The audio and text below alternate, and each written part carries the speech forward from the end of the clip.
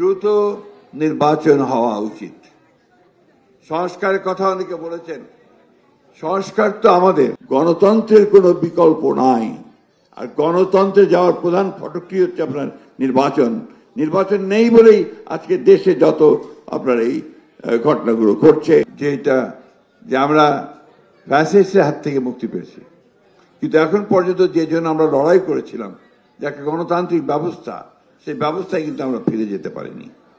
এবং আমরা 15 বছর লড়াই করেছি বিএনপির পক্ষ থেকে, এবং অন্যান্য দলগুলো সেখানে বিএনপি লিড নিয়েছে যে আমরা একটা গণতান্ত্রিক ব্যবস্থায় উত্তরণ চাই। এটাই একমাত্র বিকল্প। এখানে মাঝখানে মধ্যবর্তী সরকার বা আপনার অন্তর্বর্তীকালীন সরকার বা অন্য কোনো সরকারকে দিয়ে কিন্তু গণতান্ত্রিক সরকারের যে বিকল্প, সেই বিকল্প তৈরি করা যাবে না। সেই কারণেই আমরা বারবার করে বলছি যে দ্রুত নির্বাচন হওয়া উচিত। সংস্কারের কথা অনেকে বলেছেন, সংস্কার তো আমাদের।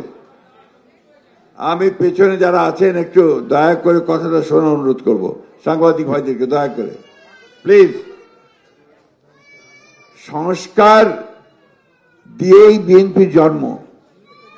1975 সালে পট পরিবর্তনের পরে একদলীয় শাসন ব্যবস্থা থেকে বহুদলীয় গণতন্ত্র নিয়ে এসেছিলেন কিন্তু শহীদ প্রেসিডেন্ট জিয়াউর রহমান, আমাদের দলের প্রতিষ্ঠাতা। আপনার সমস্ত পত্রপত্রিকা বন্ধ ছিল, সংবাদ মাধ্যম বন্ধ ছিল, সেখানে শহীদ প্রেসিডেন্ট জিয়াউর রহমান সংবাদ মাধ্যমকে মুক্ত করে দিয়েছিলেন, মানুষের অধিকারগুলোকে ফিরিয়ে দিয়েছিলেন, একই সঙ্গে অর্থনীতিকেও মুক্ত করেছিলেন। আমাদের নেত্রী দেশনেত্রী খালেদা জিয়া দীর্ঘ 9 বছর গণতন্ত্রের জন্য সংগ্রাম করেছেন এবং পরবর্তীকালে তিনি পার্লামেন্টারি ফর্ম অফ গভর্নমেন্ট অর্থাৎ পার্লামেন্টারি সংসদীয় গণতন্ত্রের প্রবর্তন করেছিলেন।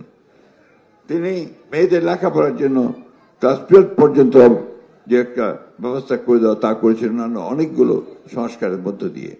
এবং উনি আমাদের দেশের খালেদা জিয়াই এই দেশে কেয়ারটেকার গভর্নমেন্ট সিস্টেম চালু করেছিলেন। এগুলো ছিল রাজনৈতিক সংস্কার। অর্থনৈতিক সংস্কার ছিল বিশাল একটা বদ্ধ অর্থনীতিকে আপনার একটা সামনের দিকে এগিয়ে যাওয়ার অর্থনীতি এবং একটা ইমার্জিং টাইগার হিসেবে চিহ্নিত করবার অর্থনীতি পরিণত করেছিলেন আমাদের এই নেত্রী দেশনেত্রী খালেদা জিয়া। আর শুরুটা করেছিলেন শহীদ প্রেসিডেন্ট জিয়াউর রহমান। এই সংস্কার তো আমাদের। আর বর্তমানে যে সংস্কারের কথা বলা হচ্ছে, এই সংস্কারের প্রয়োজনীয়তা উপলব্ধি করেছিলেন দেশনেত্রী খালেদা জিয়া 2016 সালে, এবং ভিশন ফর 2030 তিনি দিয়েছিলেন সেই সংস্কারগুলোকে নিয়েই।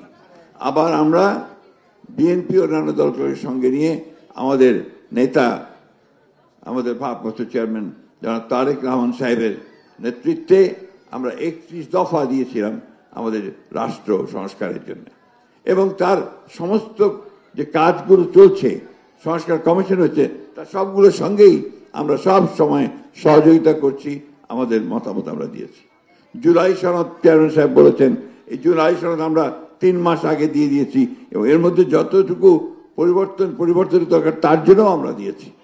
আমরা অত্যন্ত আন্তরিকতার সঙ্গে বাংলাদেশের রাষ্ট্র ব্যবস্থার রাষ্ট্র কাঠামোর পরিবর্তন করে একটা নির্বাচন দ্রুত চাই, কারণ গণতন্ত্রের কোনো বিকল্প নাই। আর গণতন্ত্রে যাওয়ার প্রধান ফটকটি হচ্ছে আপনার নির্বাচন।